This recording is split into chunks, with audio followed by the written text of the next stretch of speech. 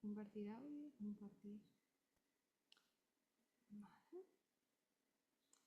Agregar al escenario.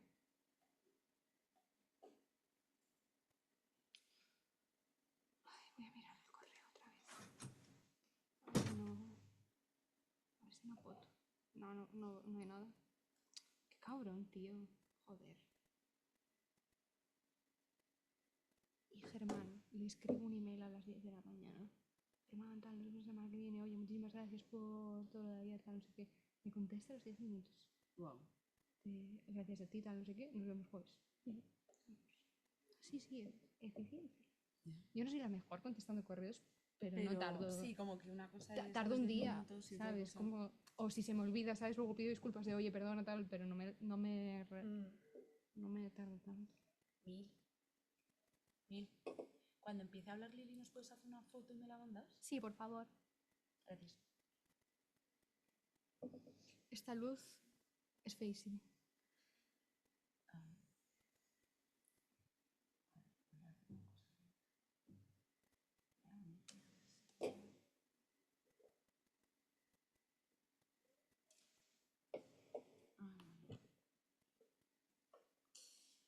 Hi, Lily. Wait. Sorry, it's my fault. Hi. Okay. Sorry, I sent another link. It's the new one because it's the in my university they are using Zoom instead of Teams. So I have sent to you the new link via email for you to connect to that. Yeah, I have it. Okay, so see you in a bit. Okay, sorry. Bye.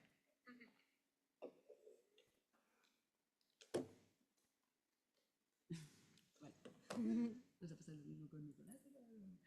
Tía, pues pero no miran los correos antes de... Tía, pues yo creo que había enviado como un correo conjunto de nuevo link. Sí, lo mandaste, ¿no? Bueno, lo dijiste que lo ibas a hacer por lo menos. Igual se lo mandas a Nicolás. No sé, también es como la típica cosa que a cualquiera se le puede pasar. Ya, bueno. No pasa nada. Sí, es solucionable. Además que o sea, como que puedes probarlo de este y empezar ahí por ahí. Sí, que no somos puntuales. Yo también te digo que cuando de este empezaría. ¿Sí? Porque es que además estos están de ceros. Ya, vale. Fenomenal. Sí, vale. Sin problema por mi parte.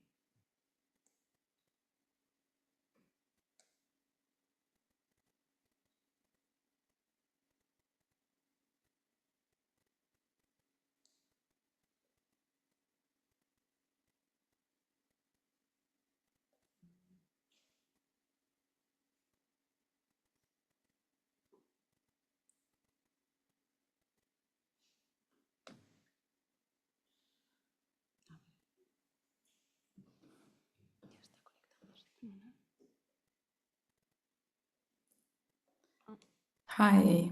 Hi, Lily. Hi, Lily. I'm just going to try and share. I'm sorry, we cannot hear. No. You can hear me? Yep. Now we hear you. Okay, great. So I'm just going to try and share my screen and I'll be right back.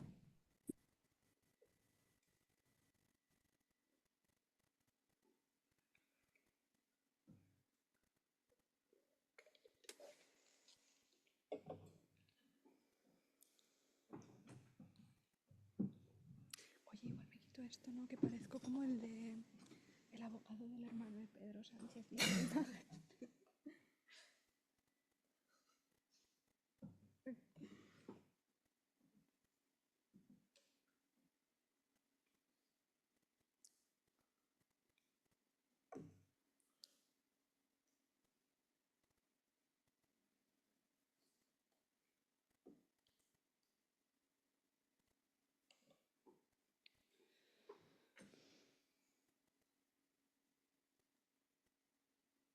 Sorry, can you see the slides? Yep. Just, Yep. Okay. How is it going? Very good. Yeah, we're very happy. Yeah, we're very happy to listen all the people that have been here these days. And everybody has been participating a lot, which is always a great pleasure. Yeah, That's great. nice conversations, like so interesting. Yeah. I tried to follow earlier on YouTube, but unfortunately, I can't. Like, I don't speak Spanish, and so it's like Yeah. you know, I'm getting. Yeah. But from the titles, it seems like it's been incredibly interesting. Yeah. Yeah. And Nice. with the YouTube subtitles. No, sorry. I mean, just reading. I tried on YouTube, but I couldn't follow, and the subtitles are, Okay. as you can imagine, they're. Yeah. Okay. But yeah, just reading the titles on the Okay. program, Okay. it seems like you've had a very interesting time. So Yeah, I was thinking that the subtitles of YouTube, they are not like so good. So I was like, with Yeah. YouTube subtitles. They're AI generated, I think. Yeah. So they're yeah, exactly. Yeah. Okay, so if you're ready, we can start if you want, or Yeah, I'm happy to if you are as well. yeah, perfect. Yeah. So I didn't realize, yeah, I can only see the two views. I wasn't sure if we are, yeah. I'm sorry. Wait. Un momento. Sí. No, que lo suba un poco. Vale. Sandra, ¿puedes subir un poco a Lily, que no la oímos bien?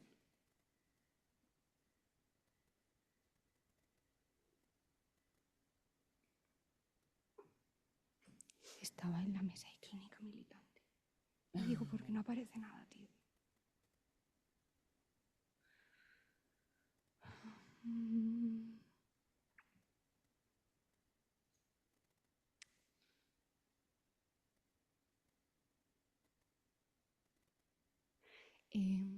¿Puedes ponerte el YouTube y comprobar que se oye todo bien? We're gonna make a little like transmission trial to see that everything is working, and then we can present you. Ay, espera.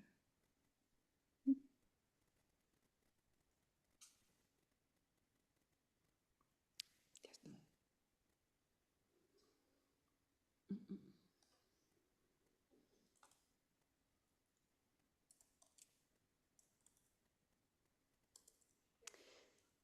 Sí, ya Okay. está. So good afternoon, Lily. I'm going to present like the closing of the conference in Spanish, but then the rest in English. Bueno, muchas gracias a todas por venir, las que estáis aquí, también las que estáis desde casa. Bueno, como Lili no habla castellano, la ponencia va a ser en inglés. Entonces, pues las preguntas de después también serán en inglés, pero no os preocupéis porque no yo, pero Ana es bilingüe y nos va a ayudar a traducirlas. Así que si tenéis como algún problema o os da vergüenza o lo que sea, estamos aquí para ayudarnos. Okay, so we are so happy to have you, Lily. We have been following your work this year, so we are really looking forward to listen to you. I'm going to introduce Lily. Lily Markaki is lecturer in race and culture in film and media at Royal Holloway University of London, bridging critical theory, visual culture studies, media theory, and Black radical and anti-colonial thought.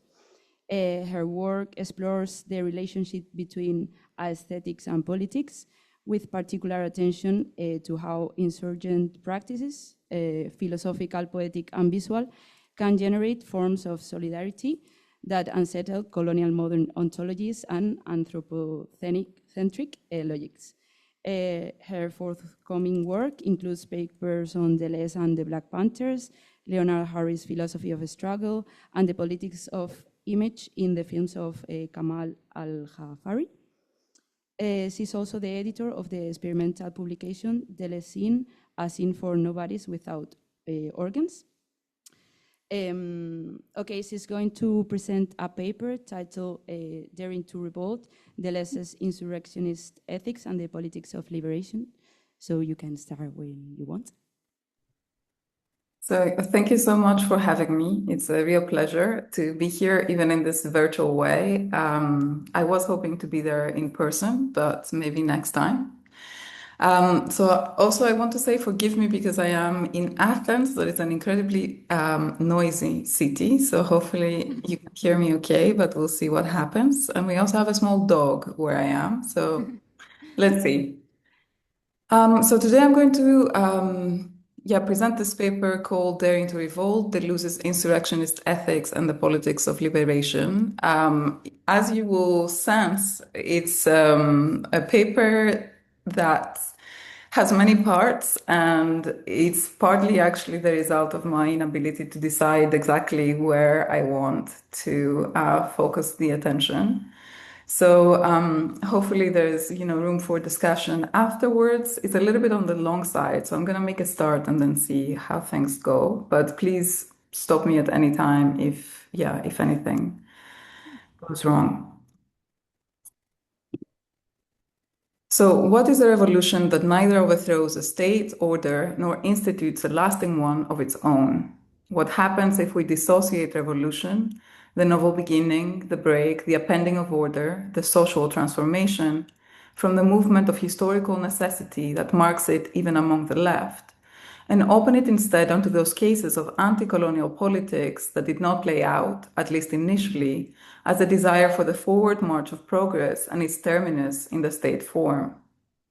How do we move past the language, or more precisely the grammar of failure, when talking about revolution?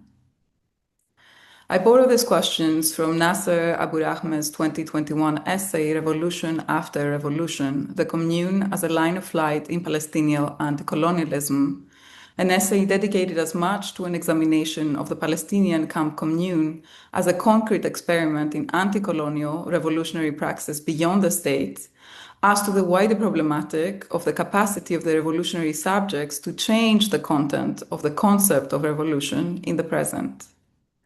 Abu Rahman turns to Deleuze, the central figure of this paper, alongside thinkers such as Fanon and Foucault, for conceptual tools that, as he writes, can help us shift our political analytic when thinking about revolutionary forms of collective action away from the solid schemas for capturing the state toward an appreciation of the singularity of revolutionary events as moments of subject formation. For resources, that is, that might help us move beyond the grammar of defeat and failure.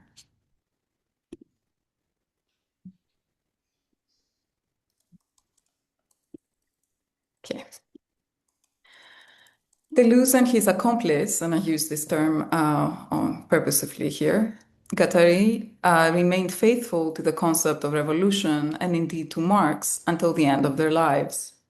This fidelity was untimely.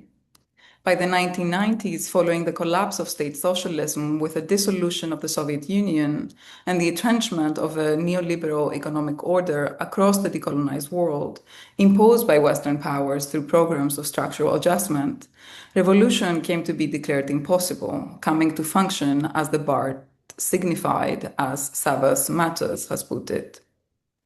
And yet for Deleuze and Guattari, this was not the case. In his 1990 interview with the Italian autonomist Tony Negri, Control and Becoming, Deleuze rejects the view that May 68 was a failure, insisting instead on a distinction between the historical outcomes of revolutions and the incorporeal transformative dimension of revolutionary becoming.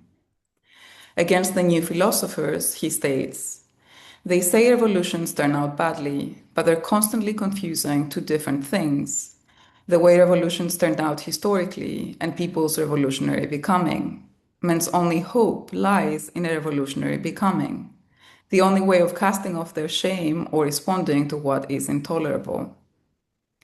Similarly, in conversation with Claire Parnet a few years earlier, Deleuze argues that the decisive question is not whether revolutions ultimately succeed or fail, but how subjects become revolutionary in the first place. The concrete problem, and here I'm quoting, is how and why do people become revolutionary? And fortunately, historians can't prevent them from doing so. It's obvious that the South Africans are caught up in a becoming revolutionary. The Palestinians are caught up in a becoming revolutionary. Then, if someone tells me afterwards, oh, you see, when they have won, if the revolution succeeds, it will go badly, etc. Well, first of all, there will not be the same kinds of problems, and then a new situation will be created. Once again, becoming revolutionary will be unleashed. Unquote. So these remarks reiterate ideas that Deleuze and Guattari had already expressed in their 1984 text, May 68 did not take place. There they insist that an event can be turned around, repressed, co-opted, betrayed, yet nevertheless contains something that cannot be exhausted by its historical fates. Only renegades, they write, would declare it outdated. The event persists because it, and I quote, passes as much into the interior of individuals as into the depths of a society.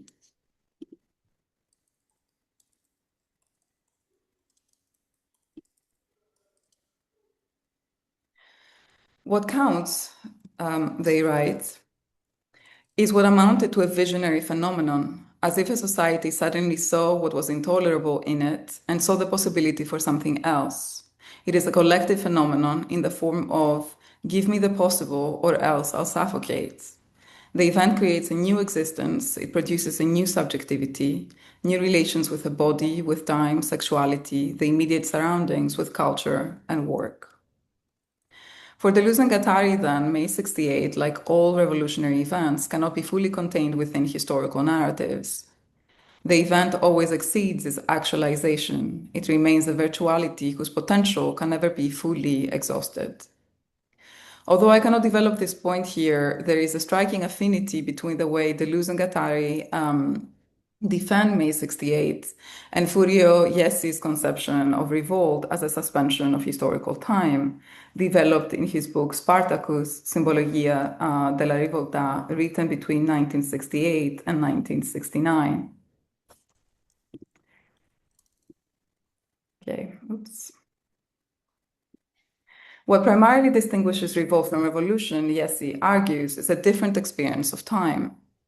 Revolution, he writes, and I quote, designates the entire complex of short and long-term actions, unquote, undertaken by those consciously seeking to transform a political, social, or economic situation, and who consequently orient themselves according to a strategic calculus of causes and effects. Revolution is thus wholly and deliberately immersed in historical time, namely a temporality governed by a dialectic of means and ends, causes and effects. Revolt, by contrast, is a sudden insurrectional explosion, which may be situated within a strategic horizon, but which does not itself imply a long-term strategy.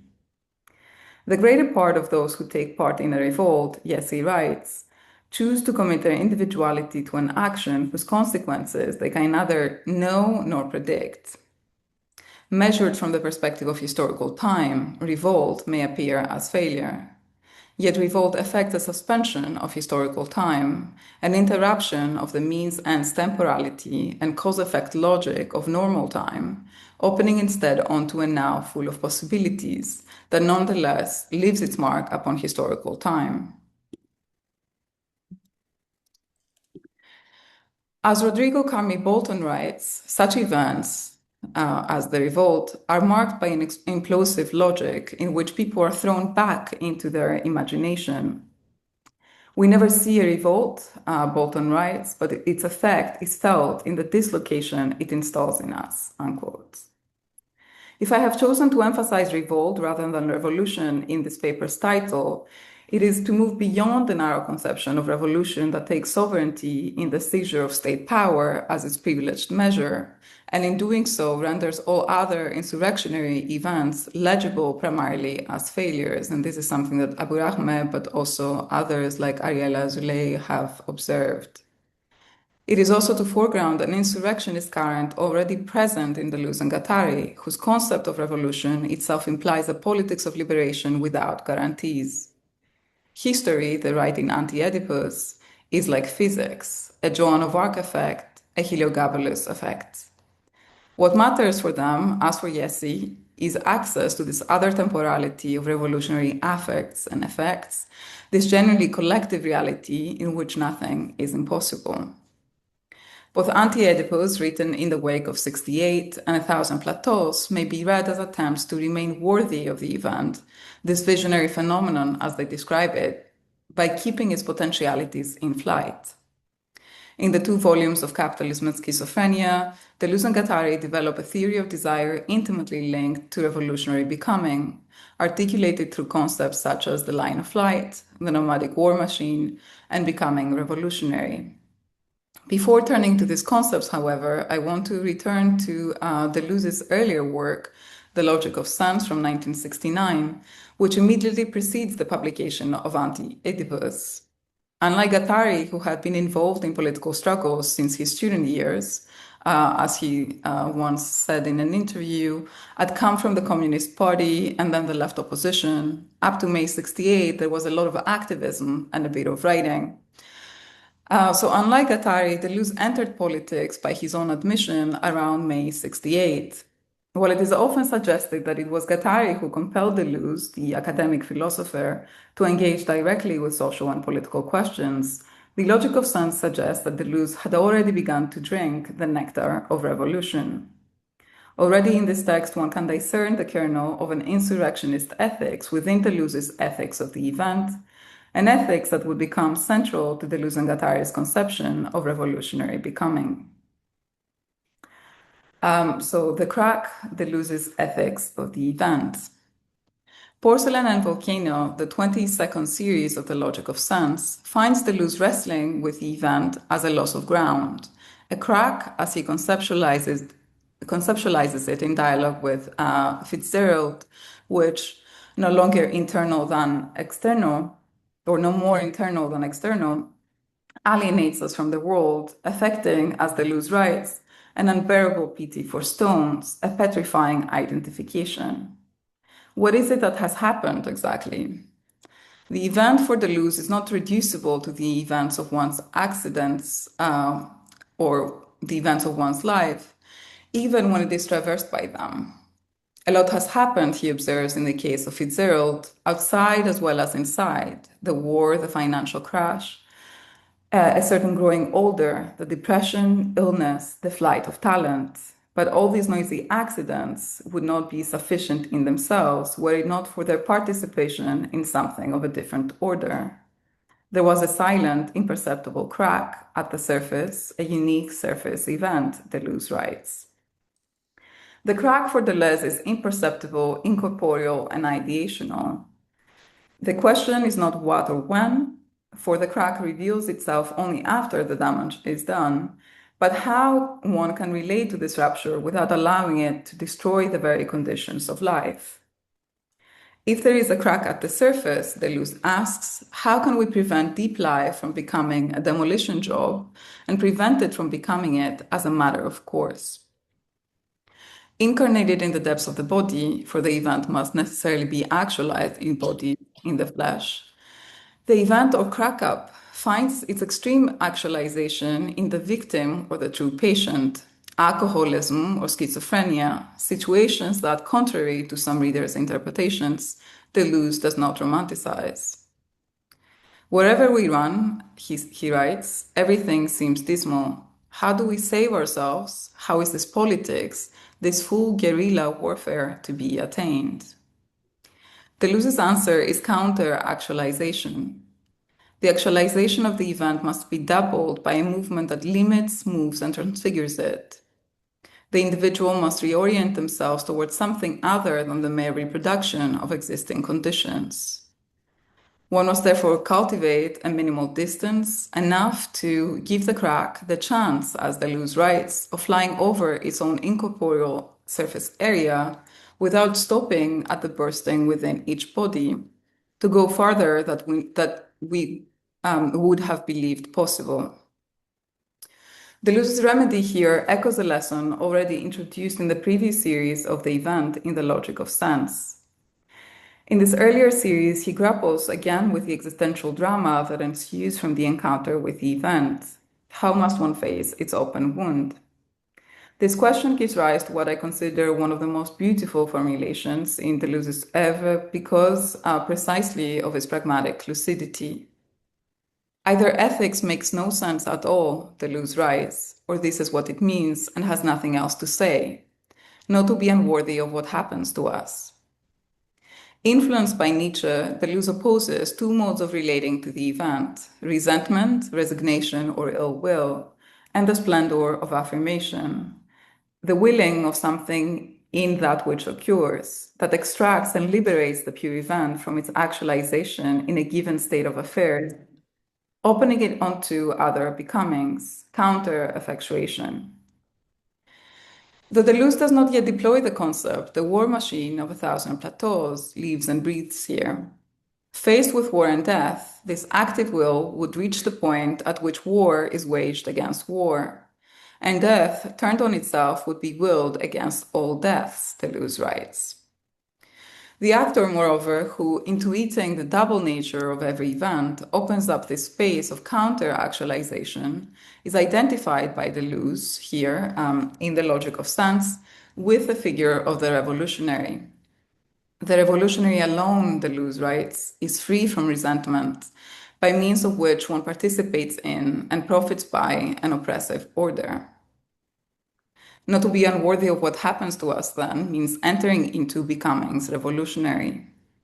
In situations of tyranny and oppression, Deleuze suggests there is nothing else to do.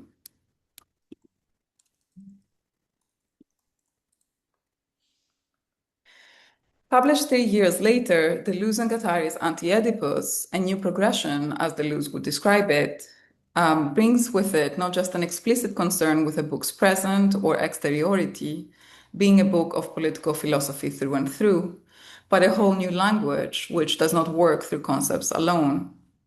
Moving beyond both Freud and Marx, its manifest precursors, the book offers a libidino-economic, libidino-political analysis, what they call schizoanalysis, underpinned by an ontology of desire at work everywhere and reconfigured as a positive, productive force of flows and becomings.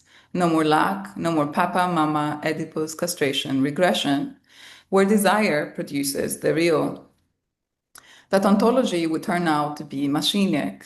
Released from both lack and law, desire for Deleuze and Guattari is never discovered in some natural state, but always already assembled. It produces only as channeled or partially invested in a social formation, always bearing upon a given socio-historical field. There is only desire and the social and nothing else, they write.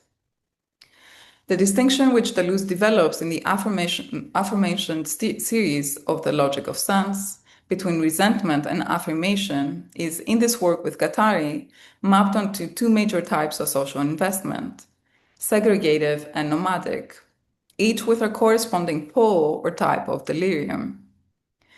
First, a paranoiac fascicizing type or pole, which gives rise to molar aggregates, large social machines such as the family, the nation, or class. And second, a schizo-revolutionary type or pole that follows the lines of escapes of desire, breaches the wall, and causes flows to move.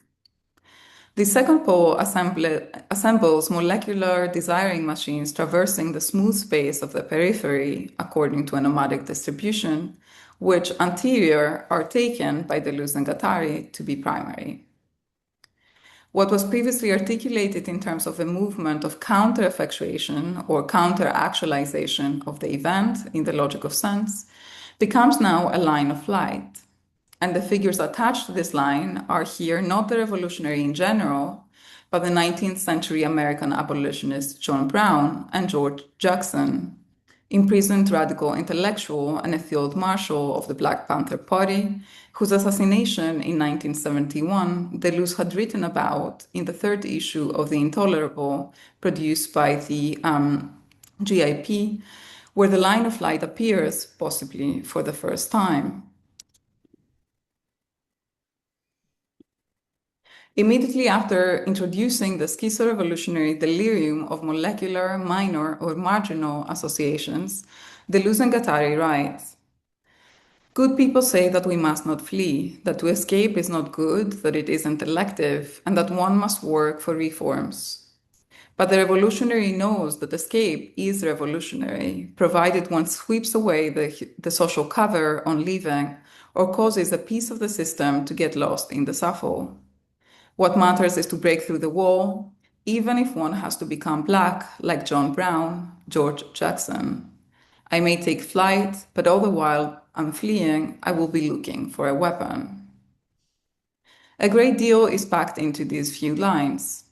As Michel Kerner observes in Lines of Escape, and here I quote, first, invoking the 19th century American abolitionist John Brown, the text aligns anti-racist militancy with becoming black, while a second connection directly quotes George Jackson's Soledad brother and introduces a crucial element into thinking of escape as a revolutionary idea. Jackson's line, I may run, announces that fugitivity, rather than simply being a renunciation of action, already carries with it an active construction. A line of flight composes itself as a search for a weapon. Escape is always already a counterattack, unquote. Now I want to stay with the relationship between the two elements or figures through which the line of flight is introduced in this text. Why this coupling? Kerner offers several astute observations in her analysis, including the fact that, in attaching itself to Brown and Jackson, the political concept of the line of flight is immediately produced in connection with both 19th century abolitionism and the resistance to what Jackson termed the neo-slavery of the American prison system. But there is more to be said here. Consider the even in the phrase, even if one has to become black, like John Brown. What does this even do here? Brown took on unfathomable risk in planning and leading the raid on the federal arsenal at Harper's Ferry, Virginia, in October 1859. By embracing physical violence and insurgency, he becomes an outlaw. Captured 2 days after the raid, he's executed on charges of treason, murder, and insurrection on December 2nd, 1859. Jackson's trajectory, in contrast, unfolds in an inverse manner. Sentenced by the state of California to the indeterminate term of 1 year to life at the age of 18 for an armed robbery of $70 at a gas station, he transforms into a revolutionary from inside his prison cell. Beginning with his knowledge of the necessity of revolt against the social order that codes blackness as criminality, Jackson, as Kerner narrates, is led to a course of study that opens that experience to multiple encounters within the history of radical thought. I met Marx, Lenin, Trotsky, Engels, and Mao when I entered prison, and they redeemed me, Jackson writes. This transformation, as Jackson's story reveals, is not simply intellectual, but practical and political. A shift from merely surviving within a system designed to oppress, to actively fighting that system in pursuit of collective liberation. I met Black guerrillas, George Big Lake Lewis and James Carr, Bill Christmas, Tori Gibson, and many, many others. We have attempted to transform the Black criminal mentality into a Black revolutionary mentality, Jackson writes. Deleuze and Guattari's coupling of Brown and Jackson produces a lineage of lines of flight that intersect precisely at the point, at the edges of the system, where criminality and revolution converge. Both are exceptional individuals who share not only an antagonistic relationship to society and law, but also the courage to wage war against war, and not just in theory. As Palestinian intellectual and activist Basil al-Araj notes in a collection of writings published in 2018, a year after his assassination by the State of Israel, the beginning of every revolution is an exit from the social order that power has enshrined in the name of law, stability, public interest, and the greater good. Every social and economic authority necessarily intersects with and is an extension of political authority. We therefore also understand the smooth transition from the outlaw, into the revolutionary, the one who resists. It is this exit, fugitivity, or the line of flight, etymologically linked to it, as the expression of an anterior, anarchic drive, an alternative social poetics, that always accompanies the becoming revolutionary or desire. And not anti-racist militancy per se, I would argue that deleuze and Guattari align with becoming Black. The quote from Soledad Brother, which they offer alongside but somewhat independently of the proper names of Brown and Jackson, and it should be noted that a full stop separates the quote from Jackson's name, suggesting that its function is other than simply citational here, serves to highlight the slippage from criminality and passive escape to the revolutionary active escape or flight, and further to articulate the relationship between lines of flight and war machines. Examining the passage from Soledad Brother with Jackson on the run, from which deleuze and Guattari extract their quote, Kerner suggests that we read it as a machinic scene as opposed to an Althusserian structuralist scene. Two characters, she writes, are put in relation, a policeman and a target that's really moving. No subject obediently turns around in response to a hail. In this machinic scene, all of the relations are arranged to make perceptible a life that outruns the law. Rather than being caught by interpellation in the structures of language, Jackson's thing in the streets sends the majority or the major language racing, unquote. Jackson's fugitive presence disrupts the apparatus of capture, this is also a term that Jackson uses, and representation, rendering it inoperative. As Kerner observes in reference to deleuze and Guattari, the speed of the thing in the street, that is Jackson in this scene, turns absolute. A reversal of power takes place. The speed invented by the one who is chased, or more precisely, the one who escapes, is not, as we might imagine, Kerner points out, determined by the body that chases it. The opposite is rather the case. The target becomes the weapon. The crucial thing here is the difference which deleuze and Guattari articulate in Anti-Oedipus between the one who flees and the one who knows how to make what he is fleeing flee. Lines of flight, as the two would later put it in 1,000 Plateaus, never consist in running away from the world, but rather in causing runoffs, as when you drill a hole in a pipe. It is on lines of flight that the new weapons are invented to be turned against the heavy arms of the state. They again invoke Jackson. I may be running, but I am looking for a gun as I go. George Jackson. Not all lines of flight involve a physical escape, of course. As deleuze and Guattari note, each time there is an operation against the state, insubordination, rioting, guerrilla warfare, or revolution as an act, it can be said that a war machine has revived. In his writings on Palestine, spanning the decade from 1978 to 1988, deleuze often invokes the practice of stone throwing, criminalized by the Israeli state and punishable by sentences ranging from 4 to 20 years. In the short essay from 1988, Wherever They Can See It, published in Mahmoud Darwish's Palestinian literary journal Al-Carmel, deleuze, harnessing the underside of man on which Palestinians stand, writes, occupation, endless occupation. The hurled stones come from inside, from the Palestinian people. The Palestinians throw their stones, their living stones, of their land. Men, he writes, are born out of these stones. The passage not only restores Palestinians to their land through the criminal living stones they hurl at the Israeli occupying forces, reanimating a field of Palestinian land and life, as Catherine Median observes, but also figures the space of revolutionary becoming.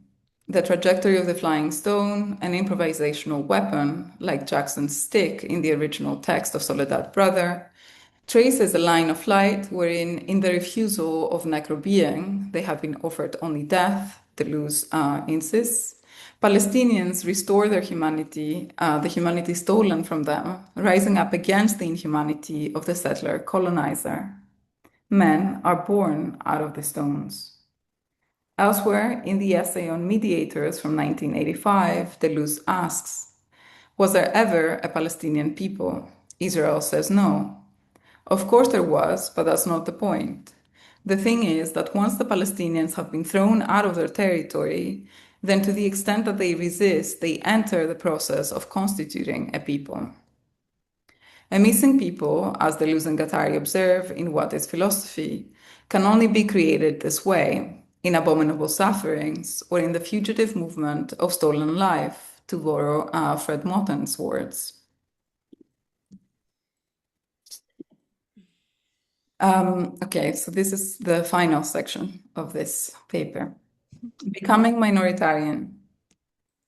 Published 8 years after Anti-Oedipus, Deleuze and Guattari's A Thousand Plateaus, a sequel in live action, in vivo as Deleuze describes it, confronts the violence of the axiomatic, their term for the mode of organization characteristic of global capitalism, with the revolutionary potential of the minority, or rather of minoritarian becoming. The power of the minority, of particularity, they write here, finds its figure or its universal consciousness in the proletariat. But as long as the working class defines itself by an acquired status, or even by a theoretically conquered state, it appears only as capital, a part of capital, variable capital, and does not leave the plane of capital. At best, the plane becomes bureaucratic. On the other hand, it is by leaving the plane of capital and never ceasing to leave it that a mass becomes increasingly revolutionary.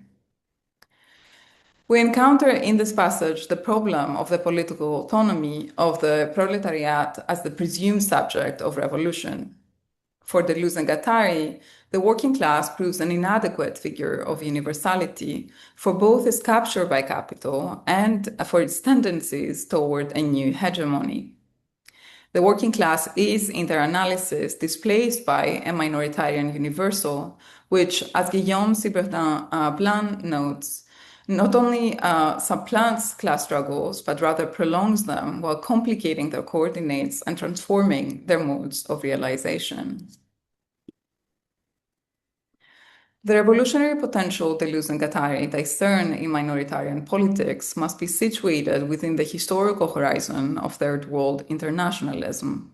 The anti-colonial insurgencies, revolutionary constellations, and networks of solidarity that during the long 1960s connected struggles across Latin America, the Caribbean, Africa, Asia, and the Middle East, and metropolitan centers in Europe and North America. The Algerian War of Independence, fought simultaneously in the French colony of Algeria and in metropolitan France, together with the rise of anti-colonial movements throughout the non-European world, and the doubts and disillusionment precipitated by Nikita Khrushchev's speech at the 20th Congress of the Communist Party of the Soviet Union in 1956, in which he denounced the Stalinist cult of personality and the crimes of the Stalin era, contributed to the rapid rise of a politicized anti-colonial third world concept in France and beyond. As Christoph Kauter argues, in order to understand the developments associated with 1968, we must first go back to the crisis of 1956, to the Cuban Revolution and to the Algerian War. This means, second, that we must pay greater attention again to the global and anti-colonial dimension of the protest. In France, a new radical left moved the idea of the Third World into the center of its politics around 1960, creating, as Kauter writes, transnational contacts, arguments, and pictures of the world. As he observes, and I quote, "These were developed over the course of the decade and then picked up, adapted, and carried on by the protest movements that culminated in 1968, unquote. Deleuze and Guattari's inheritance of this new radical left milieu is also reflected in Deleuze's response to Barnett's questions. What does it mean for you to be de gauche, on the left? For Deleuze, being on the left is a matter of perception and orientation. One begins from the margins with the aim of constructing worldwide assemblages.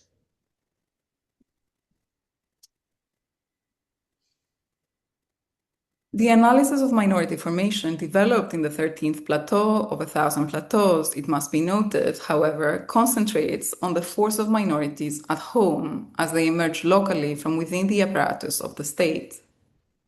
When they write that ours is the age of minorities, they refer not only to the Third World, today more commonly referred to as the Global South, but also to the proliferation of internal colonies within the core itself, as an inescapable feature, a theorematic consequence, as they argue, of the axioms of capitalism, principally the axiom called unequal exchange, which is indispensable to capitalism's functioning. The more the worldwide the axiomatic installs high industry and high industrial agriculture at the periphery, deleuze and Guattari right here, provisionally reserving for the center so-called post-industrial activities like automation, electronics, information technologies, the conquest of space, or overarmament, the more it installs peripheral zones of underdevelopment inside the center, internal third worlds, internal souths. Unlike in classical Marxist subjection, with its bipolar organization of property labor and bourgeois proletariat, what Deleuze and Guattari call the new machinic enslavement of constant capital sees the splitting of labor in two directions. Intensive surplus labor that no longer even takes the root of labor, and extensive labor that has become erratic and floating, as they write. The concept of the minority, however, records not only this shift away from classical subjection, giving rise to masses whose working conditions are far from homogeneous, but also, more specifically, as Sibertin Blanc notes, the state's process of socialization, that is to say, the process through which state power is incorporated into the social and institutional structures of the capitalist formation. In the analysis offered by Deleuze and Guattari, the conjunction characteristic of capitalism of the two decoded abstract flows of independent capital and of unspecified labor needs a state apparatus to function.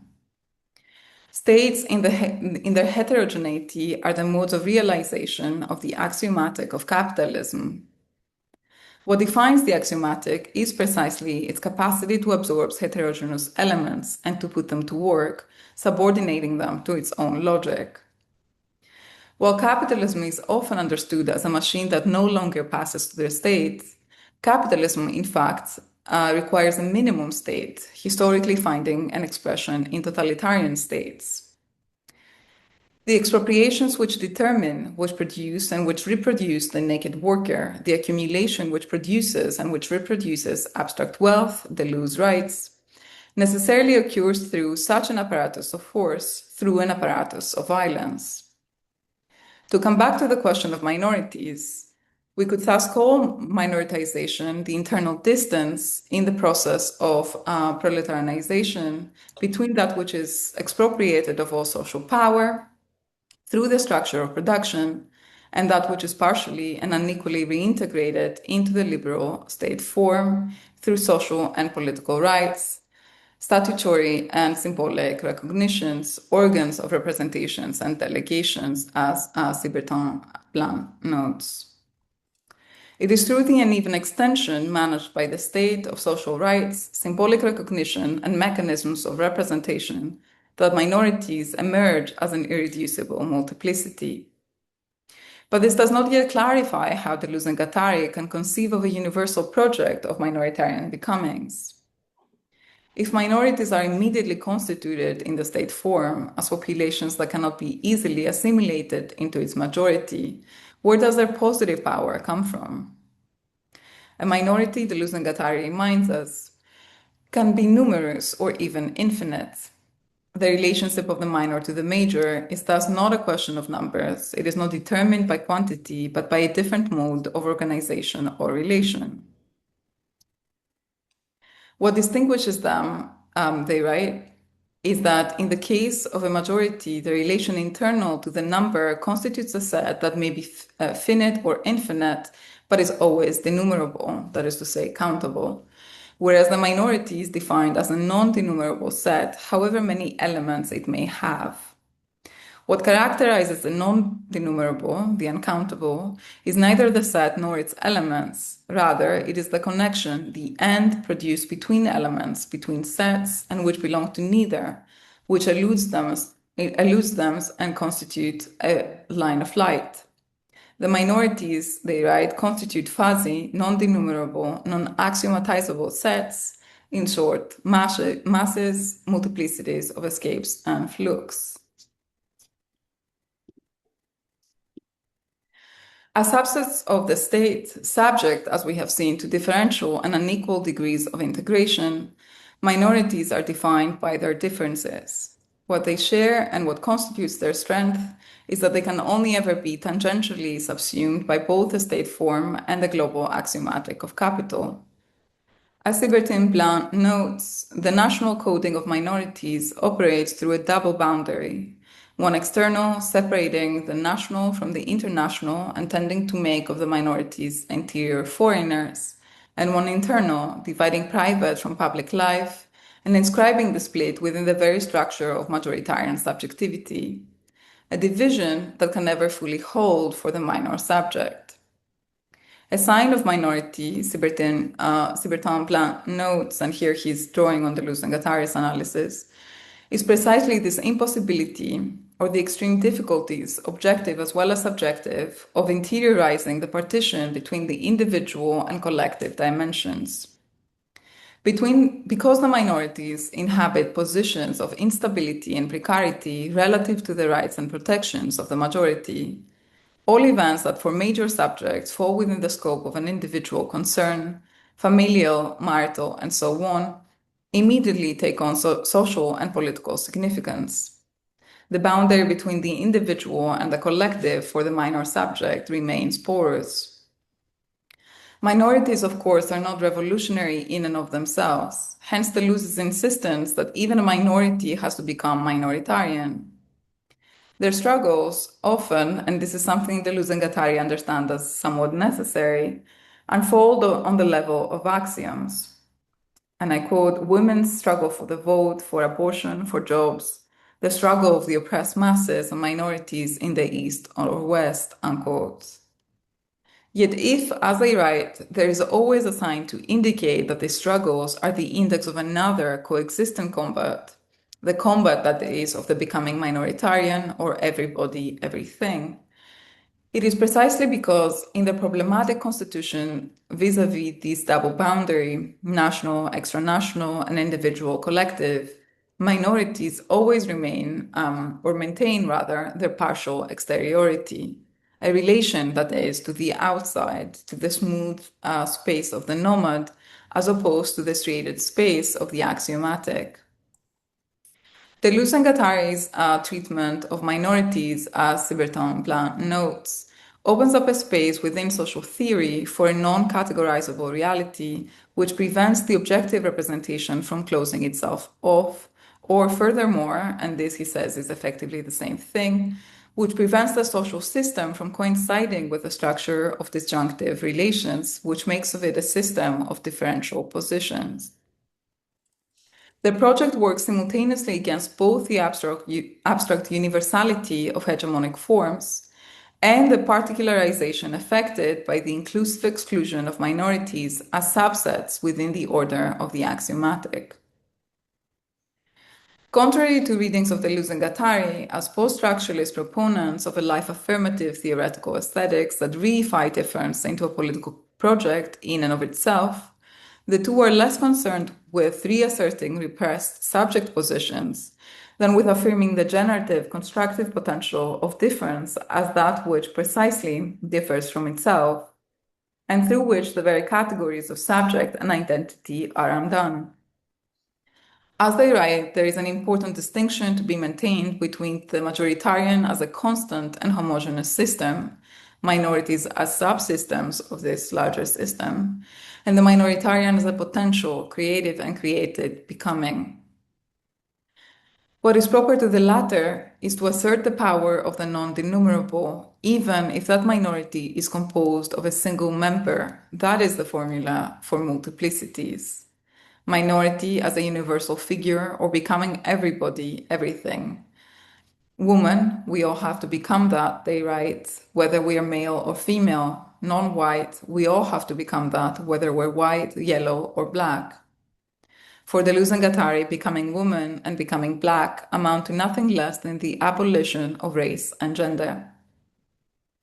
The political force of becoming minoritarian lies precisely here. It does not designate a new identity to be affirmed, but a process that continually exceeds the categories to which the state and the capitalist axiomatic seek to organize social life.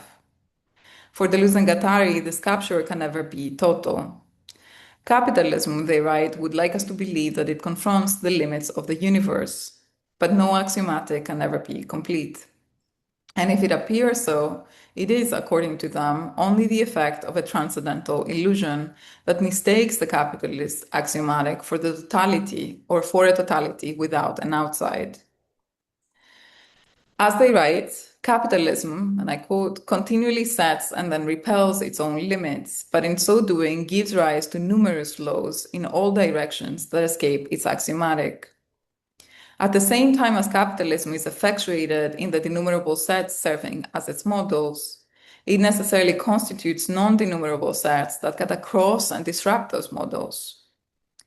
It does not affect the conjugation of the deterritorialized and decoded flows without those flows forging further ahead, without their escaping both the axiomatic that conjugates them and the models that re-territorialize them, without their tending to enter into connections, without their constituting a war machine whose aim is neither the war of extermination nor the peace of generalized terror, but revolutionary movement, the connection of flows, the composition of non-denumerable aggregates, the becoming minoritarian of everybody, everything, unquote. The non-denumerable receives here not only negative determination as that which escapes the axiomatic, but also a positive value in that it already embodies a form of organization that differs in kind from the axiomatic. Again, what characterizes the non-denumerable for Deleuze and Guattari is neither the set nor its elements, rather it is the connection, the end produced between elements, between sets, and which belongs to neither. Their use of the term minorities never attempts to subsume multiplicity under a principle of objective or subjective identity, such as a state or a class, as Sibertin-Plan notes. Instead, it affirms the power of the connective end, through which heterogeneous struggles link across difference, multiplying the force of the non-denumerable or undecidable. Revolution for Deleuze and Guattari is therefore a matter of relation, of a constructivism, a diagrammatism, as they write, operating by the determination of the conditions of the problem and by transversal links between problems. This conception allows them to escape the fantasy of the messianic universality of a new subject, offering instead a framework for remaking universality from below.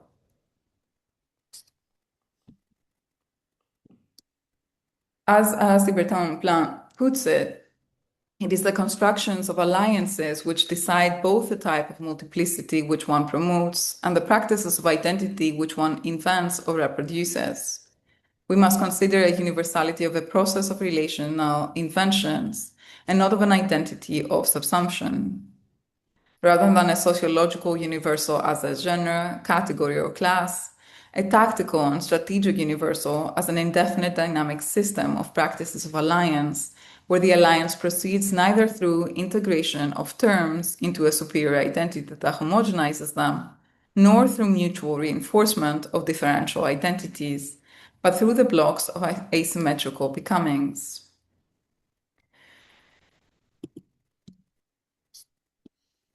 In the interview with Negri, Deleuze affirmed, "I believe that Guattari and myself have remained Marxists. This is because we do not believe in a political philosophy that would not be centered on the analysis of capitalism and its development."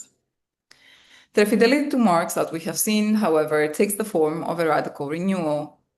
Not only do they introduce a number of new concepts like flow, minority, transversality, to name a few, that trouble classical Marxian categories such as alienation, ideology, and class struggle, but their analysis takes seriously the transformative potential unleashed by the struggles of non-European revolutionaries. A Deleuzian approach to the event and to history also allows us to say that even if the struggles were captured by the capitalist axiomatic, culminating in their integration into the competitive logic of nation-states within global capitalism, they did not fail. They persist as communicating events, as problem to be taken up anew. The promise Deleuze and Guattari discern in them of minoritarian becoming, of a universality from below, as I've been describing it, should not be counted among the dead. In our own moment, this promise finds new expression in the global movement for a free Palestine. Palestine is everywhere, as Abu Rahman writes, because it names the political subject of radical universal emancipation.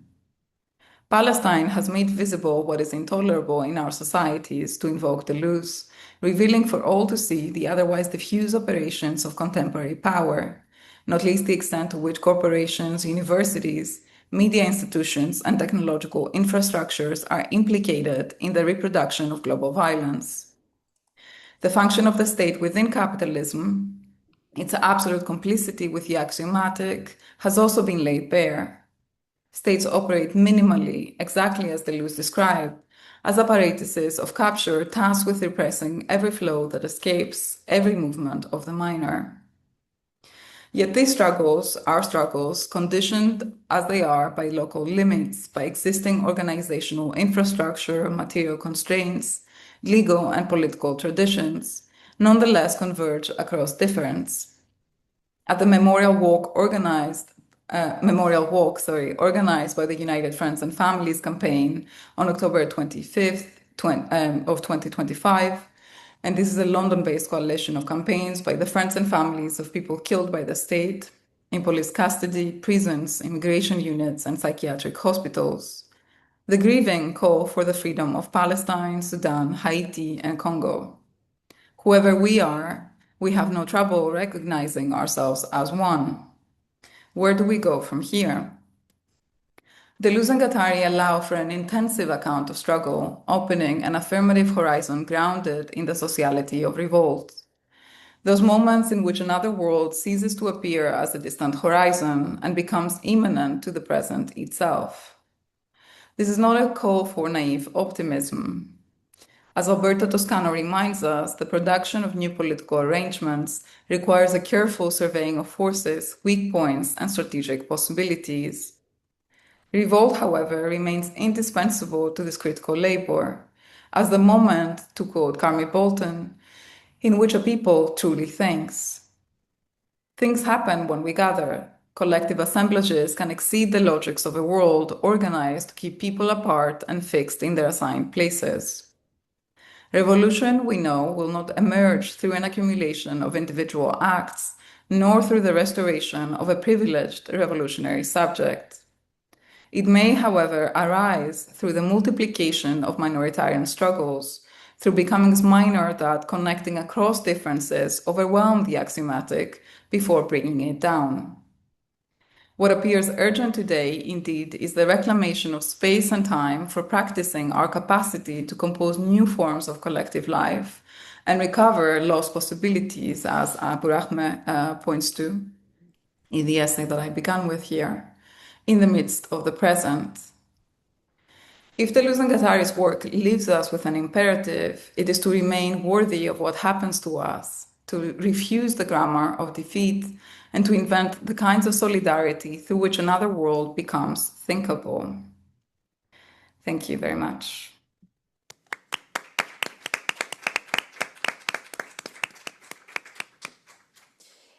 Thank you very much, Lily. It was so inspiring and interesting, and you have explained everything super good and in detail. So we are going to open to the questions of the rest of the people, if you want to ask anything. Incluso en español, si alguna se siente un poquito... Even if in Spanish. If not, we have a few questions. Yeah. Do you want or... Okay, I have some questions, but I'm going to start with what you have, the sentence that you have used to end the conference. How to say in English? ser digno de lo que nos sucede, to be worthy of what happened to us. I was thinking about how can we be worthy of what happens to the other people, no? How can we in Europe be worthy of what is happening in other places? Because sometimes we are like also a little bit guilty of, or too much, guilty of the things that are happening in other places. So I have like this question. Sure. Thank you so much, Lily, first of all, for this Thank talk. you for having me. I was wondering about that fleeing paragraph in the Anti-Oedipus. This year, just as a little, parenthesis, we had a little reading group from the Anti-Oedipus, and when we encountered this paragraph, we felt really inspired around the idea of fleeing, right? The idea of the courage of fleeing. But today, listening to everybody that has come here and talked to us about some different resistant practices that come even from the cybernetics to the real, very physical and material world, I was thinking about what does fleeing mean in a time of rising fascism, right? You even said that it is very important for us to recuperate space and time and to design some collective strategies that, work around, this recuperation. So this is one of the biggest questions that I have. Thank you both so much. I mean, I think those questions are actually related in the sense that to begin with this notion of, being worthy of what happens to us, which again, Deleuze develops already in the logic of sense. I think, for instance, when Deleuze responds to these questions, what does it mean to be from the left or on the left, rather, with this notion that being on the left is a matter of perception, and the idea here is that being on the left means that you always begin from the margins, so that you even had, as he says, you feel a greater affinity actually with the third world. This is the term that he uses, but of course, now we can replace that with other terms and geographies than with your own sort of neighborhood. And I think the one thing here is, this notion that we have that somehow things are happening over there. This doesn't exist, right? In this mode of thinking, precisely because we're already implicated in this, and there is, the shame, and I know that this affect came also in Nick's talk. It was brought up the shame, that we experience by our complicity in those systems. That is what is happening to us, right? So there is the violence that we are witnesses of, and to be a witness actually would imply that we indeed experience the shame. Because it's also possible to not experience the shame, in which case actually one is not truly a witness, right? The event is not registering. But when the event does register, then this is what is our own fate to deal with in this case. So how can we be worthy of essentially, this thing that is happening to us in this case would mean how do we actually move in a way that basically allows us to break out of this feeling of shame, and for this shame not to become the thing that consumes us. Because, we might have this idea, and I think this is what Deleuze, in the logic of sense, and in this kind of like way of thinking, the crack, this sort of like mysterious event basically offers me is an understanding that you might think that you can, that you are unaffected, but deep down the event has already taken place. Deep down we are already consumed, transformed by everything that's happening right now. And so it's a question of actually being worthy of it. I guess this is what this means, right? To sort of acknowledge and move in a way that allows us to experience ourselves in this other mode that is becoming revolutionary in Deleuze's conception.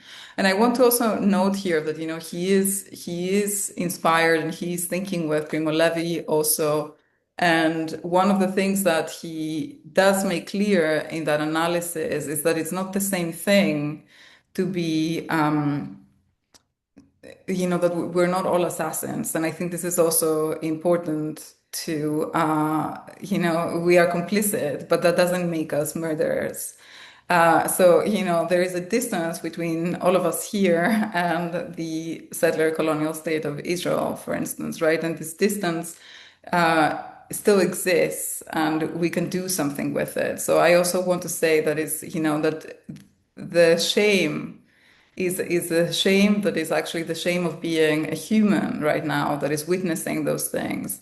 That is, and again, I'm drawing from Deleuze here, that, is like the shame that we have comes from this question of how can other human beings commit this kind of violence, right? How can I live in a world where this is possible? But it doesn't automatically mean that I am myself, capable of this. So it's almost like proving to ourselves that we are not like them is what we need to do. And then I guess to this question of fleeing right now and what fleeing might mean in this moment, I mean, I think what I was kind of trying to say, and I guess the reason why, and in some senses, I go back and forth because I understand that it can also sound a bit naive, or naive is not the right word, but I think it's more that I find it difficult to sustain this in myself. But I think the fleeing for me is associated precisely with this courage that actually is that is basically a question of what the Panthers would say, by all means necessary. So, how far are we willing to go? And the fleeing, because I associated with this criminality that I was saying with Alaraj, for instance, that, he has this association that the exit, the beginning of revolution is always an exit from law.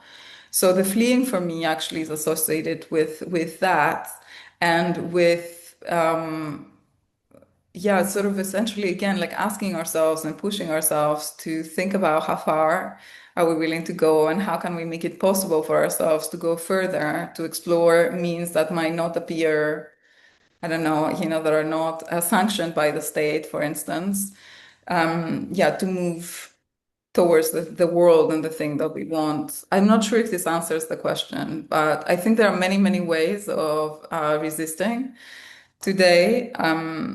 But the question of fleeing and of escape, I think in this moment, is also actually about, in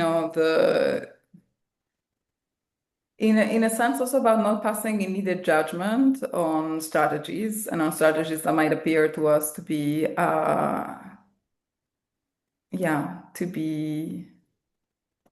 escapes, basically, I guess. I'm not sure. I'm not sure if I'm making sense now, but maybe we can. Yeah, I think that the idea of courage was right on the point, right? Yeah. In this line, I don't know if you have a question, but I kind of have another one. Yeah. Go on and then. Sure. Okay. I feel like it kind of relates to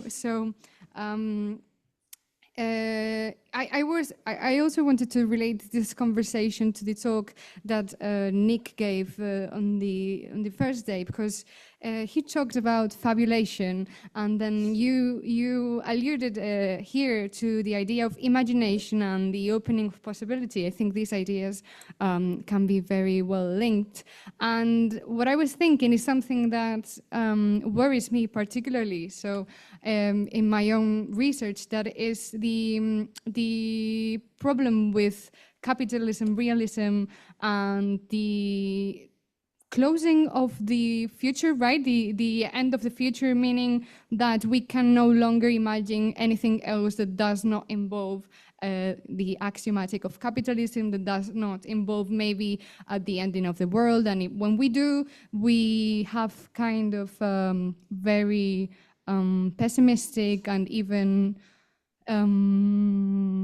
collapsist, like the collapse of society. We have that kind of image. And I was wondering, how do you see this? How do you see, maybe, because you work in aesthetics, which I also do, so I think that there is an opening of possibility with aesthetics that does not happen in other realms of maybe research or philosophical thought. I don't know. I was wondering, what do you think about this idea of fabulation, imagination, linking to the problem of capitalism, realism? I mean, I think this is partly why, again, I had a lot of different things that I was kind of trying to bring into this, and maybe somehow it's too much, but the reason why I chose to think about or to speak about revolt is precisely this, because we are very much, I guess, it's so easy for us to fall into this kind of like defeatist mood or sort of atmosphere. And I think for me, this question of population that Nick was bringing up can also be applied in thinking about how we relate to revolutionary events, for instance. And so when I was bringing in this quote where Deleuze and Guattari describe history in Anti-Oedipus as physics, right? Where they're kind of trying to say there are effects actually, and it's not so much the case that we have this linear progression from one event to another event, but we have this burst where something is released. And so there is a question here of how do we go back to those moments, and how do we actually reactivate them, reactualize them in our own moment in a different way. And so I think for me, fabulation also has to do with the way in which we imagine ourselves in relation to the ones who came before us, and actually fabulating almost an ancestry, if you like, or traditions of revolutionary affect. So I think it make a difference when we positioned ourselves in this like longer line of movements. Even though, as I said, it's not a linear line, right? But we can make up our own traditions, basically, that we draw from for, I guess, queer and for strategies as well. And I do think that aesthetics does have a special role to play in producing those kinds of fabulations and imaginaries. But increasingly, I think this becomes difficult now because of the way in which aesthetics is kind of also subsumed, by the market. And so I like, though, this idea, that revolt, and I think we think of revolt in a very specific way, but I guess I'm thinking about insurrectionist situations of all kinds that do not, reach the threshold of revolution, are those moments in which we do indeed experience another possibility, even in the kind of collectivity that we find with one another, with ourselves. The way in which people touch one another, they touch strangers, and the way in which people share food and water, and even in, the most kind of like basic event of resistance, like a protest. So I think for me, as I said, I think we just need to figure out ways to create more spaces where we can experiment with those other ways of actually being together. But how do we do that? Yeah, this is the question. Yeah. We have Chris Washington from home saying, is fleeing related to the abolition of existing institutional structures, the state, the law, etc., in the sense of abolition as destruction, then building? And he also says, the Jackson quote also says, looking for a gun, which suggests the destruction aspect, to my mind, Perhaps this is not a good question, though, so feel free to ignore. Thank you so much. Well, the thing is, there's something interesting that happens that actually is related to something that Nick was saying in, I think, a response to a question that, one of you posed. That in the original text, actually, of George Saxon, he says, I'm looking for a stick. And I mentioned at some point that this is his own improvisational weapon that he goes to in the act of running or in the process of running. But Deleuze and Guattari actually are the ones who at a certain point replace the stick with a gun. And that's an interesting choice that has actually been kind of thought about by a couple of people. But one thing that it definitely tells us is that Deleuze and Guattari have no issue with armed resistance, I think. So, because I think Nick brought this up, and the fact that this would be an irrelevant question basically for Deleuze, and I completely agree with that. But to go back to Chris's question, in the way that fleeing is conceptualized here, I guess what Deleuze is trying and Guattari together, what they're trying to do is to think about the way in which this movement produces basically an outside or produces another possibility. And so in the process of running, sure, there is something about it that is destructive, and I think it is very much. I mean, I see them in an abolitionist lens because it's very much about destruction, but they also state very clearly that it's on condition that something new is created. So it's not,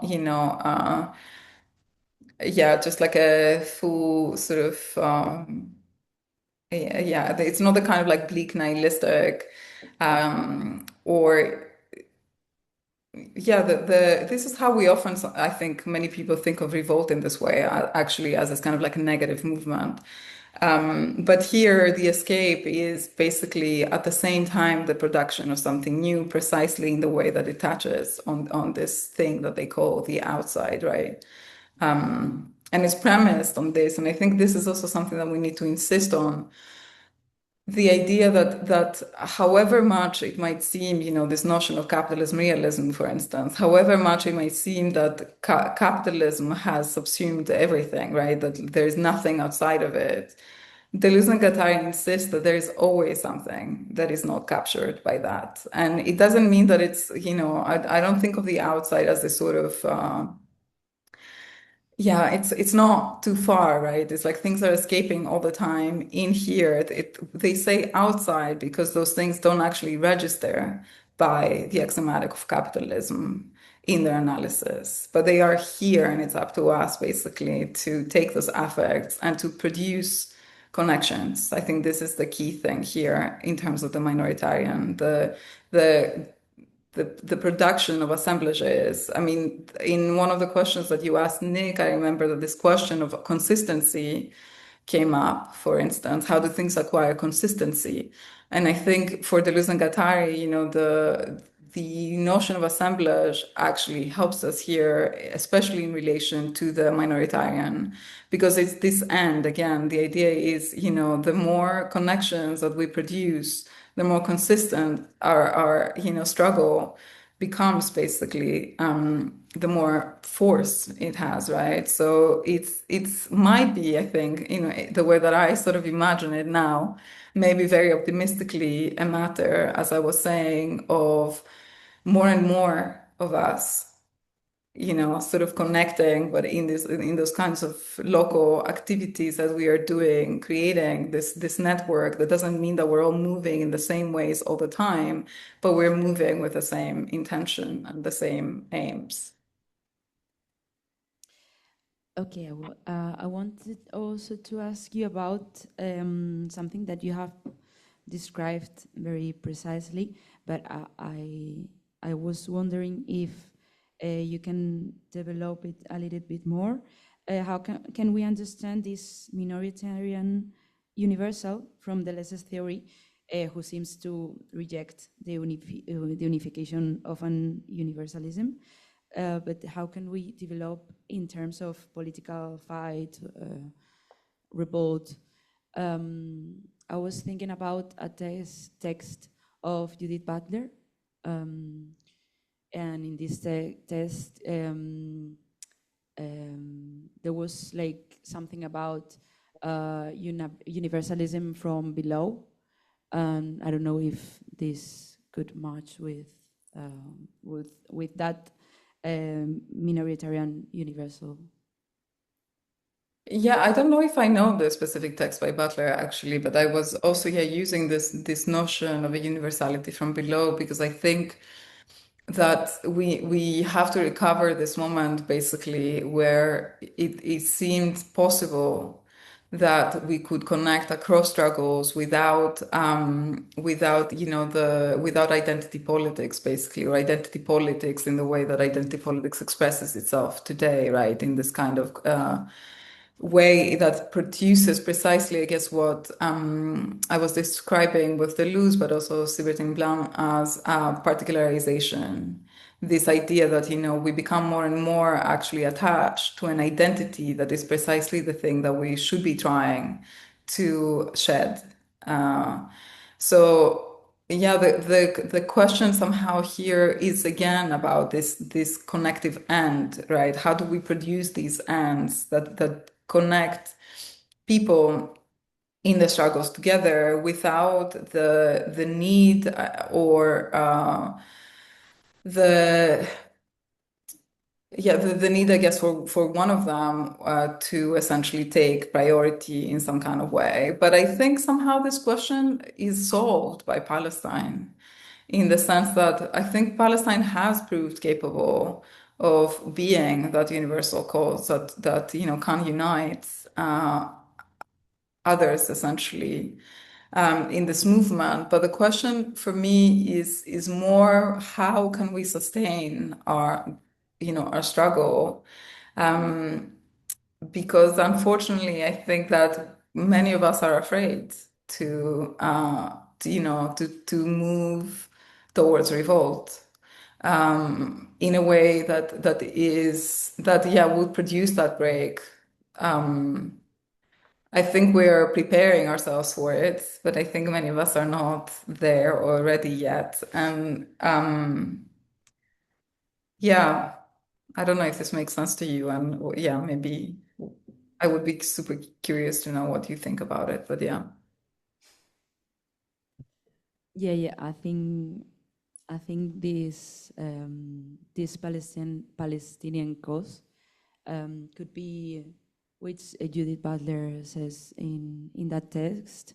I was very interested in how can we like find some kind of universal in Deleuze, because I think it's important in ethics and politics to be able to build universal causes or universal. I don't know if universal struggles, but yeah, universal causes. I think it's like better concept.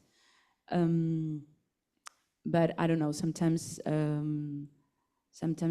don't know if I understand Deleuze well, or I have like kind of I think we all have those moments. like fights, intellectual fights with Deleuze. Like, where is the negativity? Where is the universal? But yeah. Yeah, I mean, I do actually think the negativity is there, but I think it expressed, and it's interesting for me because I sort of came from a place of thinking about or struggling with, accounts of Deleuze that actually are all about this kind of becoming that is super affirmative and where there is no space actually for negativity precisely. But I think negativity here takes a different form from the kind of negativity we might recognize in, for instance, Hegel, right? So, but I think there is precisely, I mean, if I go back to Chris's question, right, there is this destructive element that is very much present. This is why they talk about, the war machine makes war against war. But we can't imagine that we will escape this by sort of some kind of fabulation that is entirely nonviolent. I think for me, this is, I guess, the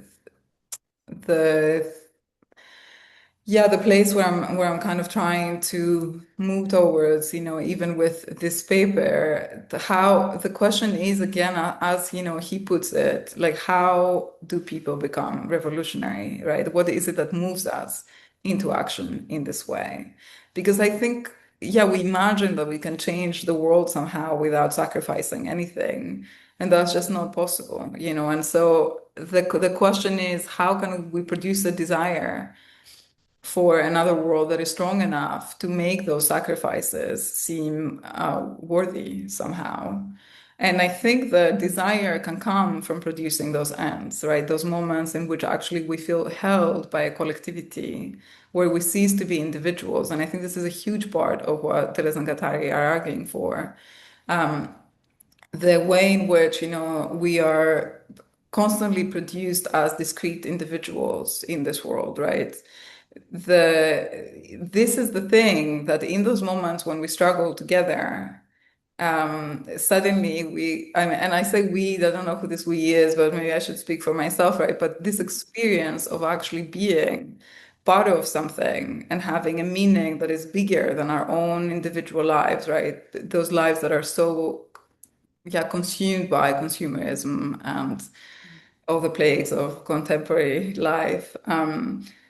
This feeling feels good, and I guess the question is, how do you prolong that feeling? But I think the fact that we can still experience that, even if it is in those flashes of moments, should tell us that there is indeed an outside and that we can somehow get there. Yeah.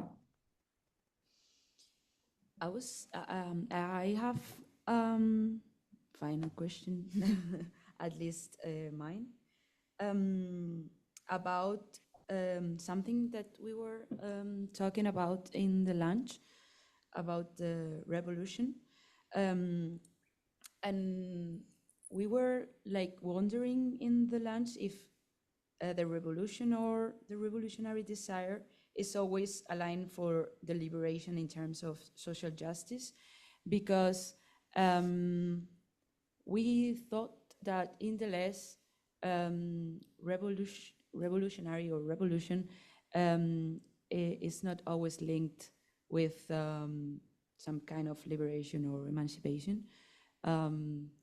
It could be like revolutionary events, like crack events that like destabilize the order of the things that are not like, yeah, like I don't know how to say, like they don't help us to the way of liberate ourselves, liberate like the community. I don't know if that makes sense. Yeah, I mean, I think on the one hand, there is the way in which desire has these two poles, right? And we know that the revolutionary pole is opposed to the fascistizing pole. So in that sense, we can say, well, there is the revolutionary pole is a liberation pole in the sense that it always liberates something.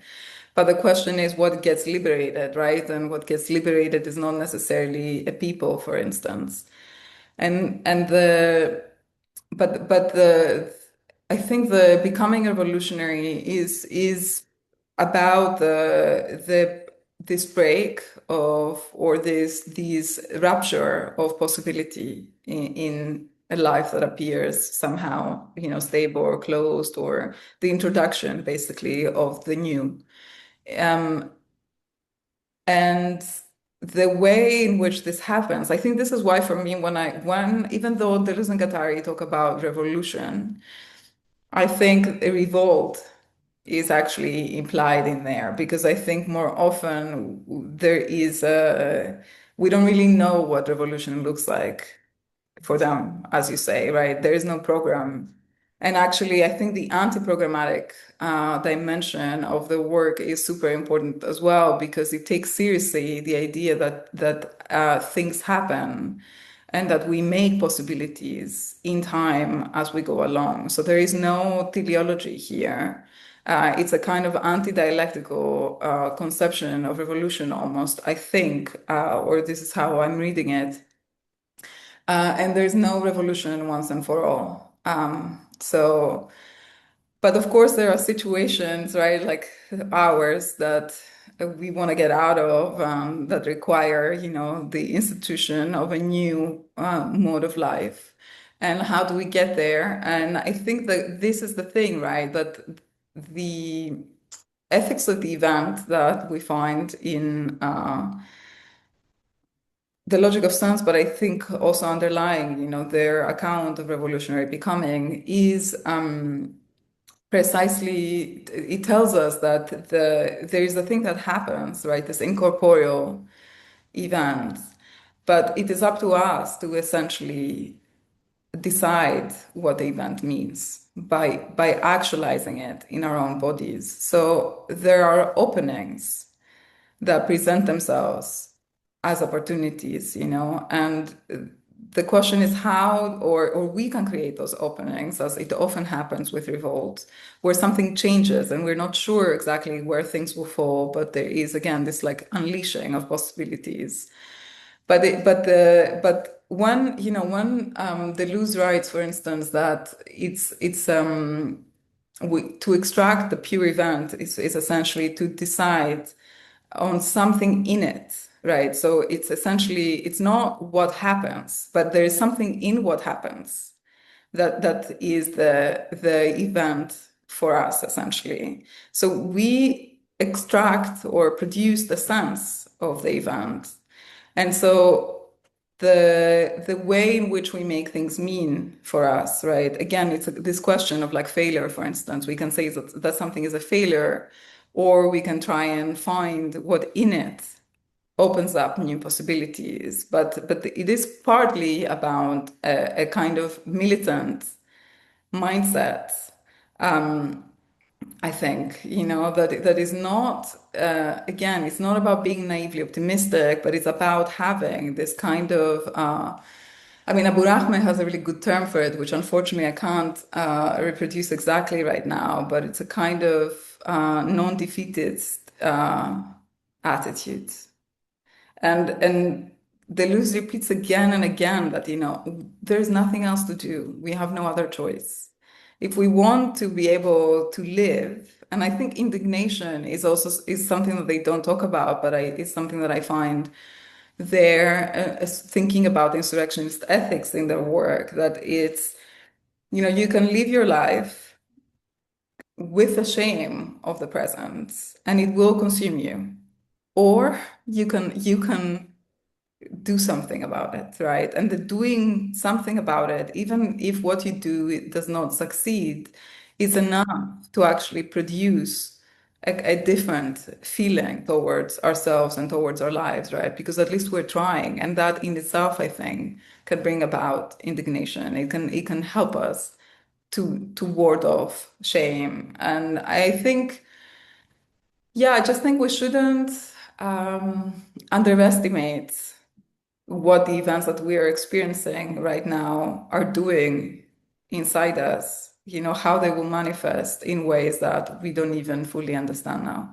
Like, I think we might think again, I said it earlier, but we might think that it is possible to continue to live our lives like as normal. But I think one day we'll find that we've been eaten from the inside by this shame, And so again, we have no other choice. So it's about recovering this militancy, which isn't just affirmative, right? We know that there has to be violence, there has to be suffering. But the thing is how to not let the violence and the suffering determine what the situation means somehow.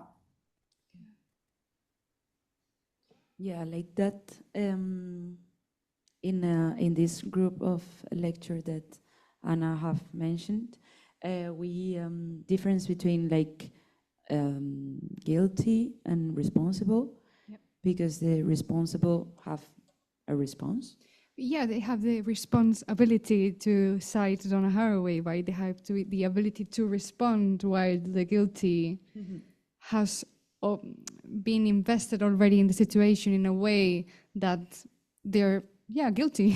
let's use the word. Yeah. And Chris also says, not a question, but this last answer from Lily Markaki might be the difference between Judith Butler and Deleuze and Guattari.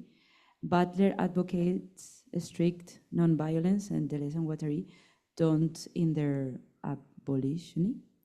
This was very fantastic. Thank you to the organizers and Markaki. Thank you very much. I mean, again, I don't know how many times,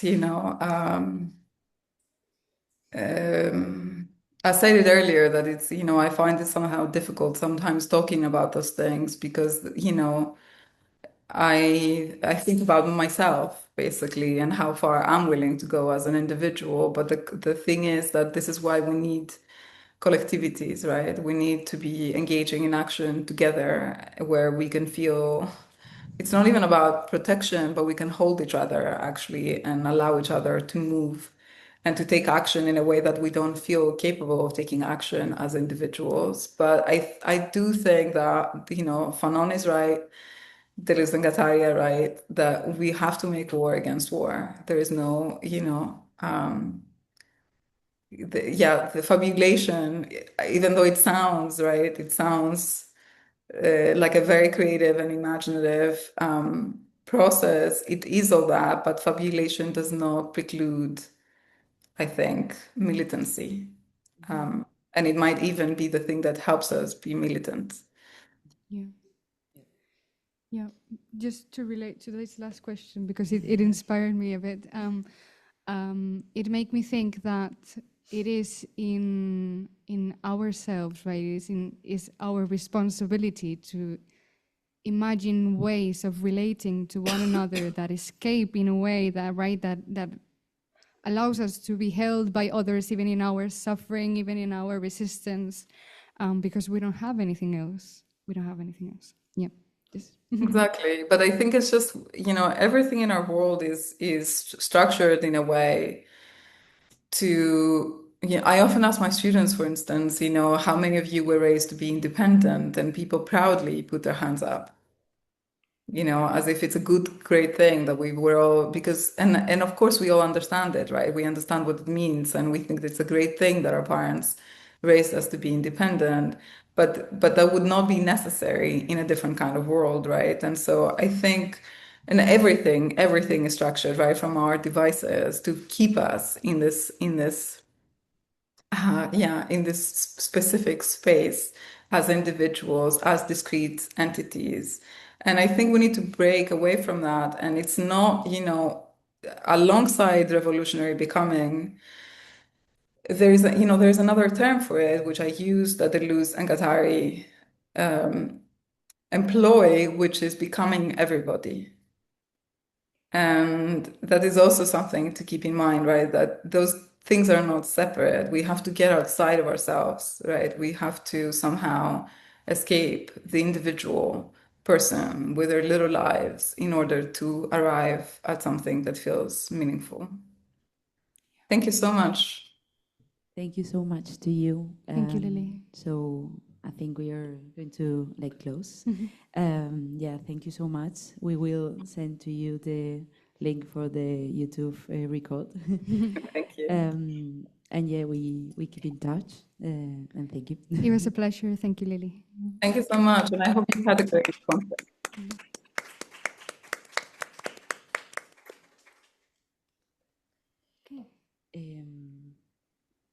Vale, pues we're going to close in Spanish.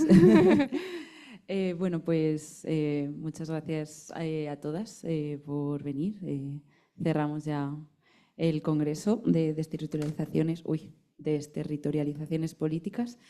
Bueno, pues con ganas de seguir haciendo cosas y pues a ver si el año que viene podemos hacer otra cosita. Y nada, yo qué sé, nos vemos. Nos vemos pronto. También como agradecer a la universidad pública, ¿no? En estos tiempos, además, en la Comunidad de Madrid, en el que la financiación es siempre un problema permanente. Tener estas instituciones que nos permiten hacer estas actividades, traeros a todas vosotras, compartir este espacio, cada vez son más importantes. Y yo estoy muy agradecida del espacio que hemos podido crear en conjunto, os lo agradezco a todas. Y yo creo que con esto podemos cerrar. Sí, nos vemos ¿El año a que viene? las 8:30. Ah, bueno, es verdad. En un sitio que no vamos a decir porque está grabando.